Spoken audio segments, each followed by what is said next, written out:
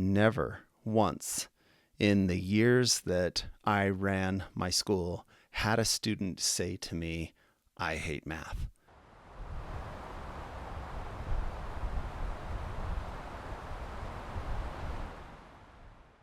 Okay, when my daughter was in fifth grade, one of the things that it tended to happen a lot is that she'd come home and she would have all this homework, and she would spend a lot of time after school, as a lot of elementary school kids do, trying to finish their homework. And this was kind of the first time that this had happened to her, and so it became kind of a traumatic thing because she was spending all this time, and she was this little kid, and yet spending all this time doing all of this work that didn't really seem relevant to her at all. And she started to act really, really emotionally to it, really, really negative emotions. And I think this is really common in most schools and for most children, is that they just kind of get to this time, sometime around fourth or fifth grade. It just seems like there's just a lot of stress that seems to come down on them. Also, she started to face a lot of social issues at school with friends. She was starting to not get along super well with some of the girls, and she started to actually, at one point, even eat her lunch inside the bathroom. And so this was kind of a really negative experience, as you would imagine. And we started to think, well, what is going on? And is this normal? And how can we help? And we started to face kind of a existential kind of issue in which we were trying to figure out, does she even belong there in school? I had spent the majority of my professional career in education. And so obviously when she came home and she was struggling, I started to think, well, maybe I should think about this differently. And I started to about that point. I look back on that now and say to myself, how crazy is that? This is a place in which she should be able to go and learn and grow and understand the world, to connect with friends and to understand her place in the world, and to dream big and to be creative and to all of the things that we actually think should happen at school. What are we doing to these kids? One of the things that we're doing to them is that we are putting a ton of stress on their schooling. If I could, I would explain it in this way.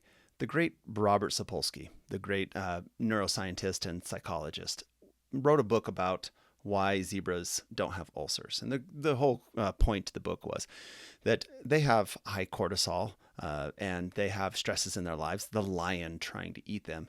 Why don't they have ulcers? Why don't they have hypertension? Why don't they have all these other diseases? And the number one reason for this is because actually zebras only feel that high stress during certain parts of their life, only for a few brief moments, a few minutes when they're being chased, and then it's over. The issue that we have today is that we continually feel cortisol. We continually have this hormone in our brain that is keeping us out of what we would call homeostasis, or just feeling good, just feeling normal about our lives. Somehow what has happened is there's been a lot of stress that has been placed on teachers. Teachers feel just a ton of stress inside the classroom because they're trying to reach these certain standards that we want to reach. We're trying to achieve these goals that make us better in the world. We're trying to higher our math scores in relation to Singapore. We're trying to be better than Europe in reading and science. We're trying to do all of these things because we're trying to be better. And those things are really, really good.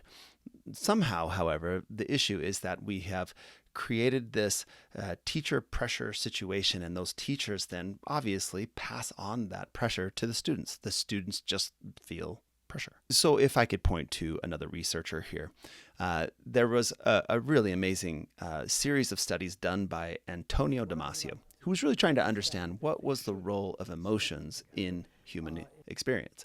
And what he found was that if we see something and we experience something in the world, then it really depends on the emotions that we have at the time that mark whether or not that thing was good or bad. If we learn that hammering a nail into wood is going to help us build something, then that should be a good thing, right? Because we're learning that this tool is really, really helpful for us.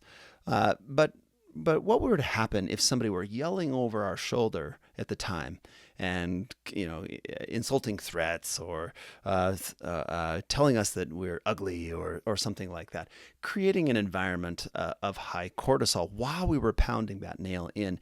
What would happen is that we would associate the emotion, the negative emotion, with the thing that was learned. And in that instance, what we would learn is hammering nails is bad. And it's really simple when it comes to the brain. Therefore, if you were to try to extrapolate this onto education, the same sort of thing is going to happen. The teachers feeling stressed and saying, hey, you need to learn this. This is going to be great for your life. Or if the environment is super stressful, then what ends up happening to the student is that they end up feeling that whatever they learned was bad. Ironically, what they're learning, the brain is going to learn, and so what it learns is that learning is bad.